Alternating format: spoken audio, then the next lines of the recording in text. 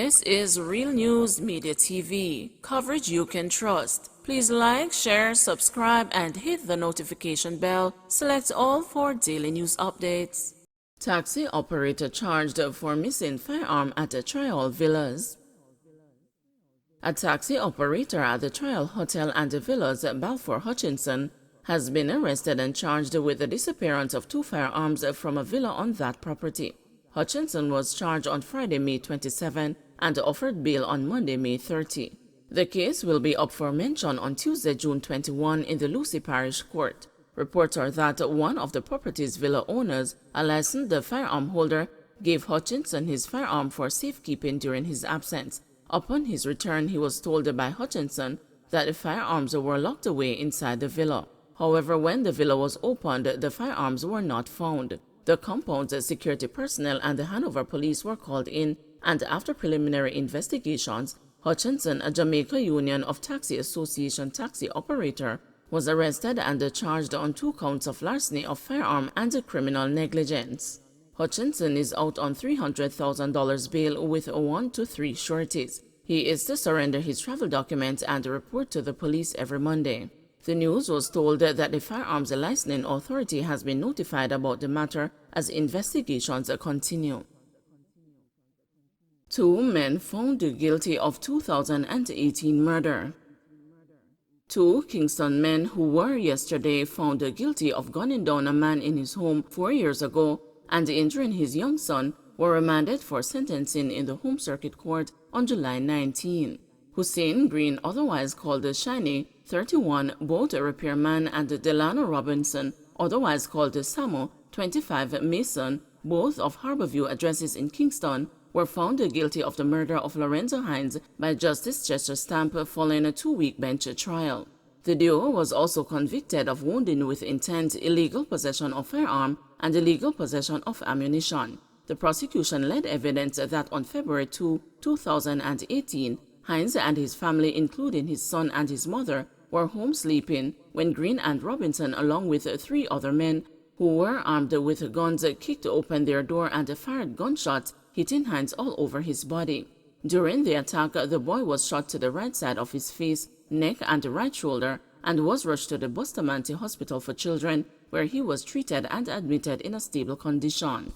According to the child's mother, on hearing the gunshots, she jumped from the bed, ran through the kitchen, jumped a fence, and hid under the cellar. Her partner had also jumped from the bed and had tried to flee but was shot and fell to the ground. Following the shooting, the woman summoned the police, who assisted the injured man and his son to the hospital, but the elder male was pronounced dead. The case was investigated and the 2 men were subsequently arrested and charged after they were positively identified during an identification parade. Following their convictions yesterday, Justice Stamp ordered a social inquiry report and their antecedents before remanding them. Police raid red light district areas around Crossroads St. Andrew. One of the corporate area's most notorious red light districts, the area encompassing Ribbon Road, Eureka Crescent, and the sections of Old Hope Road in Crossroads, was the scene of a massive police operation on Saturday as law enforcers went in search of human traffickers and their victims. 34 people were taken into custody by police from the St. Andrew Central Police Division during the operation, which started about 9:30 p.m. in the area, which is known for prostitution. Police told the news that 22 men and 12 women were taken into custody, but they were all released after given strong warnings. The operation was led by Superintendent William Kessler, head of operations for the St. Andrew Central Police Division. They were not charged. They were just taken in, questioned, released, and warned about the practice. A number of offensive weapons were also confiscated. Based on the fact that we never found anybody who we thought was at risk, it means that none of them were involved in human trafficking, Kessler told the news on Monday. Those areas were specifically targeted. Those areas are where the females are and the males come in to do business, and sometimes when there are disputes, there are shootings and murders, Kessler said, pointing out that some of the 12 women were pregnant. They were able to show us their baby fathers in the line. For example, they were able to say, the one that is second in the line, him and my baby father. For some reason, they were out there transacting business. The females continue to work while they are pregnant, and when a certain customer comes and transacts a business, males come in who might have a firearm or knife, and that is how we get some of the murders or serious incidents, added Kessler. While none of the people taken into custody was charged, Jamaica's National Rapporteur on Trafficking in Persons, Diane Gordon Harrison, commended the police on their action. With anecdotal evidence supporting claims that scores of Jamaican young girls and some boys are being trafficked and forced into prostitution, Gordon Harrison said the police could take nothing for granted. Without having anything specific, what I can say definitively is that in Jamaica and throughout the region, whenever you have certain activities that are associated with particular areas, there is a perception that there could be increased reports of suspected cases of human trafficking and other illicit activities, said Gordon Harrison. They really conducted operations that would have at least facilitated the various questions being asked and the issues being ventilated with a view to determining whether there were any such activities that were in fact at the level of warranting an investigation. I want to encourage them that whenever these reports are made, all due diligence is done to ensure that we are taking proactive steps to identify and to treat with any case that may in fact be made out, added Gordon Harrison. The 2021 Trafficking in Persons report released by the United States Department has ranked Jamaica at Tier 2 because the government, it said, does not fully meet the minimum standards for the elimination of trafficking, but is making sufficient efforts to do so. The action by the St. Andrew Central Police over the weekend, therefore, would be seen as a step in the right direction. In March, Deputy Superintendent of Police Carl Berry, head of the Anti-Trafficking in Persons Unit of the Jamaica Constabulary Force, warned that Jamaican males are now forming a large part of the number of human trafficking victims. Addressing a tourism product development company trafficking in persons webinar, Berry noted that in the year 2000, women and children were the primary targets of human trafficking. He added that today there is an enormous number of males being victims of human trafficking. Minister of State in the Ministry of National Security, Xavier Main, later declared that the government is committed to effectively investigating, prosecuting, and convicting human traffickers while providing comprehensive trauma-informed care for victims. This echoed the claims by Permanent Secretary in the Ministry of National Security, Courtney Williams, who recently declared that the government has been applying pressure to curtail human trafficking, which opposes human rights. Pass on NHD benefits after death, suggests Crawford. Opposition Senator Damian Crawford is urging the government and the National Housing Trust to allow beneficiaries to pass on their unused benefits after death.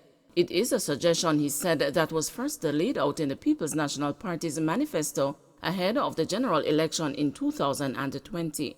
He is convinced that it will help address challenges faced by many Jamaicans who cannot afford a house.